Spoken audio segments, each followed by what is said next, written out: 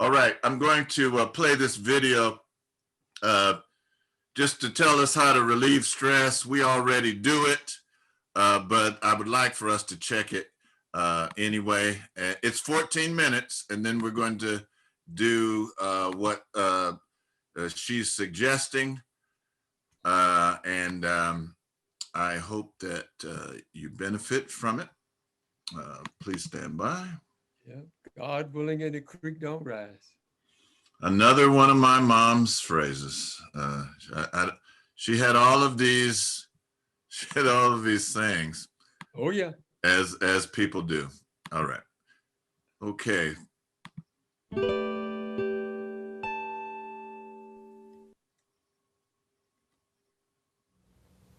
Welcome. My name is Kamini Desai.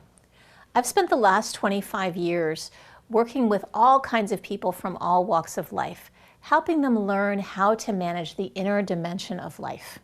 We have stresses and anxieties that keep us from really optimally working in the workplace. We have colleagues that stress us out. We have the need to pay bills or keep a job.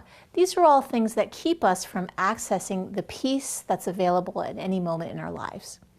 This video series is very specifically designed to help you learn very specific tools based on yoga and its sister science, Yoga Nidra, to help you break that momentum of stress, break that momentum of worry, and learn how to come back to a peaceful, quiet, still place in the midst of our busy lives. Today, we're going to start with learning about the sympathetic and parasympathetic nervous system. These two parts of your nervous system are what help you get into fight or flight, the sympathetic system, and the parasympathetic system is what helps you relax and release. The thing that most of us don't realize is that we are in sympathetic most of the time. We are in fight or flight, doing something most of the time. Over time, what this creates is an imbalance. So think about you when you're going to work. And you wake up in the morning, and let's say that this is you, relaxed. And then you go to work, and your car won't start, a little bit of stress. And then you get to work, and you find out that your computer has crashed, a little bit more stressed. And then now after your computer's crashed, you find out that you have to give a presentation to a very big client in 20 minutes, a little more stress. By the end of the day, this is you. And what you find is that very often, even though you go to sleep, your body will relax a little bit, but not completely. And we get up and we do it all over again, tensing, tensing, tensing, tensing, and just relaxing a little bit. The end result is that we end up being what is called sympathetic dominant. We have much more tension in the body than what the body could ever hope to balance. What we need to do is we need to balance out the amount of tension in the body that's created by the sympathetic nervous system and balance it out with the parasympathetic nervous system, or the relaxation response. Okay. So this concept of sympathetic and parasympathetic actually completely overlaps with an Indian or a yogic concept of Ida and Pingala. So what the yogis believe is that there are two major nerve currents that run through the body, and that these nerve currents act as a positive and negative pole. Think of a battery. A battery has a positive pole and a negative pole. And if that one is out of balance with the other, can you see how the battery won't work so well? So what we want to do with this practice is we need to learn how to balance these two out. And what the yogis actually believed was that the imbalance in these poles were the basis of most disease that the body-mind experiences, not just at the physical level, but the mental and emotional level as well, like anxiety. Okay. So let's have a look at this for a moment. Ida has to do with the cooling, calming, relaxation response in your body. It's the negative pole of your body. Not negative as in bad, but just the negative pole. And then we have Pingala, which is your action. It's your doing. It's making things happen. It's the will. And if you think about it, most of us are on which side? On this side, right? We're much more doing and we're much less being. And this creates an imbalance that can eventually result in dis-ease. Let's look at some of the things that can actually create. Let's look at some of the things that happen when these two are out of balance, Ida and Pingala, or sympathetic and parasympathetic. First of all, the list of what's related to the imbalance of tension and relaxation or stress is long. It's much longer than what I have on here. And I'm going to sum it all up by letting you know that the Center for Disease Control estimates that 80% of doctors' visits are now stress-related. So things that range from skin disorders, fertility issues, digestive issues and allergies, heart disease, chronic muscle tension, migraines and tension headaches, lowered immune response, diabetes, pain and fatigue, certain kinds of cancers that get exposed in the presence of ongoing stress hormones. PMS can be related to stress and high blood pressure, and the list goes on and on and on. Now I want you to have a look at this list and see if there's anything on here that you see relating to you. I'm going to bet that there's at least one. Right? And most of us will try to deal with these symptoms of overstress by dealing with the one thing. The problem is that even if you deal with, let's say, migraines and tension headaches, you've dealt with the symptom, but you haven't dealt with the cause, which is too much sympathetic dominance in the body, too much tension in the body. So what we want to do first and foremost through this series is start to rebalance the system. We want to get you to the place where your Ida and Pingala, or your sympathetic and parasympathetic, are operating in a harmonious unity. One of the unique things I'll mention about the Amrit method of yoga is that we always do a doing part of the pose, and we always balance it by being. We always balance it by doing nothing. Because for most of us, we're so busy doing a bunch of stuff, we never take the time to stop and feel the effect of what it is that we do. We're constantly doing and we're not being. And this is what creates this imbalance in life.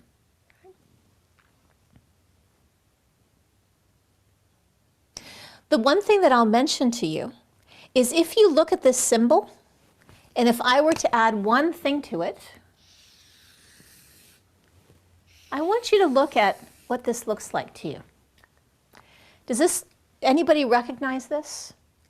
It's called the caduceus in the West. It's the symbol for health in the West. In yoga, it's the symbol for your energy system. Both of them point to the same thing, that when your energy system or your nervous system is in balance and harmony, you will be moving towards a state of health. And when it's out of harmony, you will be moving away from a state of health. What we want to help create for you is optimal health, vitality that will eventually serve as a stepping stone to your own personal evolution. So what I'm going to share with you today is a very simple technique. This technique is called the Anulom Vilom breath. And I want you to follow along with the logic with me for a moment. Can you see that the problem of all these issues that we're talking about, all of this is caused by the imbalance of these two? And can you see that if we were to rebalance these two, it kind of follows logically that we would be preventing, perhaps even reversing a lot of these at the root? It just kind of makes sense, right? So what this Anulom Vilom technique does, it's quite brilliant actually, is it helps you use your breath to rebalance these two aspects of your nervous system. The parasympathetic, or the Ida side of your body, is your right side of your body, The Ida side of your body is the left nostril. It corresponds to the left nostril. So first of all, look at how these energy things come together, and they actually come together at the third eye, which you've probably heard a lot about the third eye. So when these two come together, think of the right nostril, which is your Pingala side, relating to your left brain, okay? And your Ida side, which is your left nostril relates to the right brain. When we are out of balance, we're primarily left-brained. We're in a sympathetic response. And what we want to do is create a sympathetic parasympathetic balance, Ida Pingala balance, but also a right brain, left brain balance. We want to become whole by balancing the two parts. Just like a battery will operate as one whole when the two poles operate as one thing. So the way that we do this technique is we balance the right and left halves of the brain by breathing equally through both nostrils. When we are out of balance, we will primarily breathe through one nostril or the other, usually through the right nostril, because we are left brain dominant. So to reestablish balance, we will breathe equally through both nostrils, creating a state where your battery is working in complete harmony, helping you move towards that state of health. All right? So we're all going to try this together. It feels a little bit strange at the beginning, but do follow along. The first thing that you're going to do is you're going to take the palm of your hand and face the palm of the hand towards you. Make your hands into a fist and then poke out the last two fingers and your thumb. And now you have a nasal operating device, right, to help manipulate the nostrils. And what you're going to do is you're going to use the last two fingers to close off this side of the nostril, which is my left nostril. You'll inhale through the right, hold the breath, and exhale through the left. Inhale through the left, hold the breath, and exhale through the right. Continue on your own. Do not try to force or to hold the breath. There should not be any strain. Keep breathing, inhaling, hold, and exhale. There's no effort to hold the breath.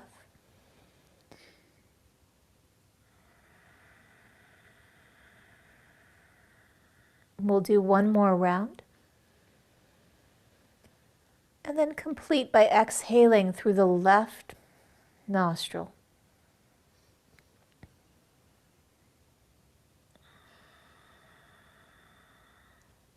Bring your arms at your sides. Simply close your eyes and we'll enter into what we call the second half, the being side of the pose, the breathing technique. And just simply observe the subtle impact of the breath on your body, beginning to drop you down from thinking to feeling. Just simply allowing the mind to dissolve into the subtle effect of the breath.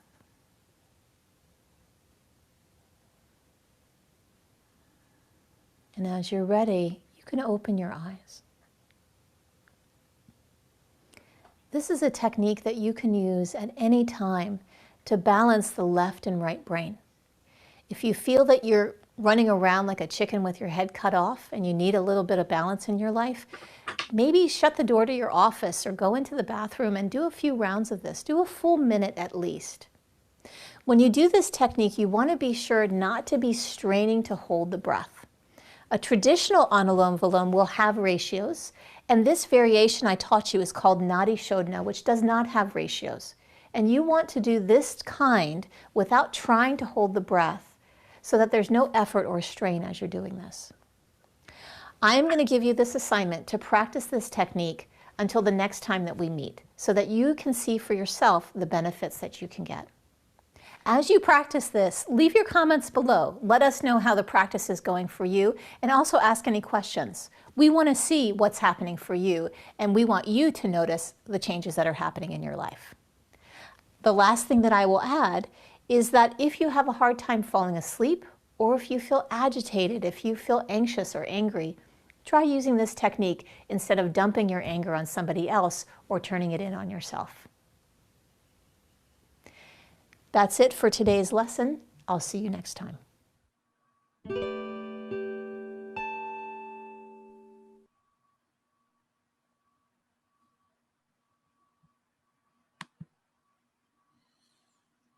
Okay.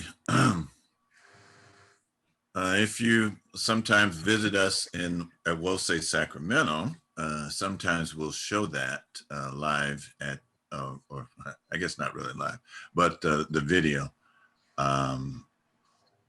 at service.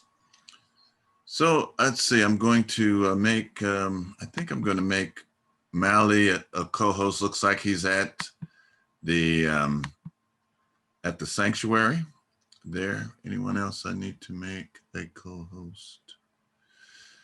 Not yet. Okay, let's practice that. Any questions? Any questions before we begin? Can you send me the link to that? I've never seen that before. I certainly will. I'll put it in the chat. How about that? Thank you. Okay. Anything else? Anyone else? All right. Good morning. I have a question. Yes. I am wondering the finger positioning. Okay.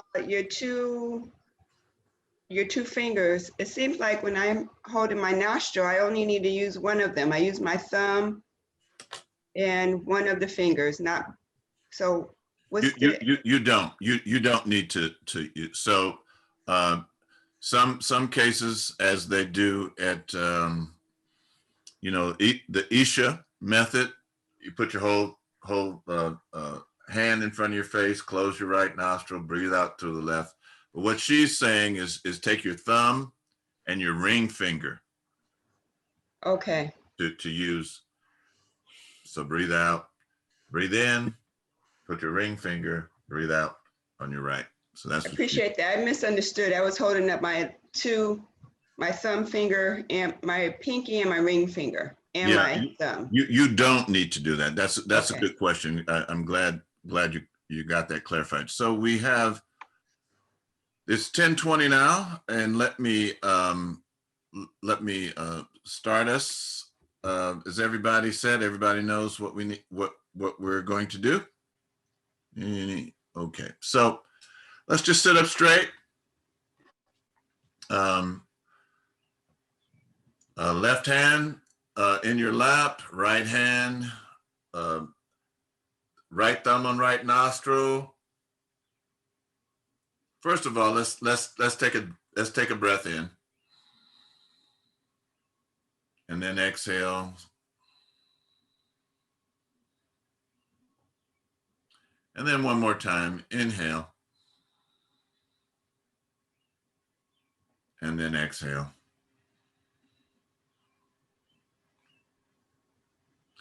And inhale again. Exhale.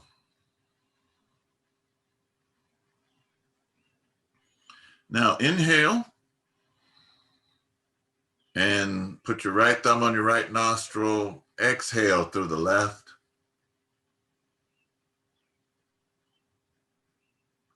Inhale through the left. Ring finger on your left as you exhale on the right.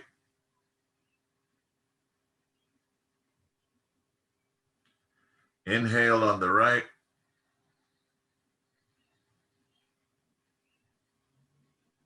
Thumb on the right, exhale on the left. And continue. We're going to go 4 minutes.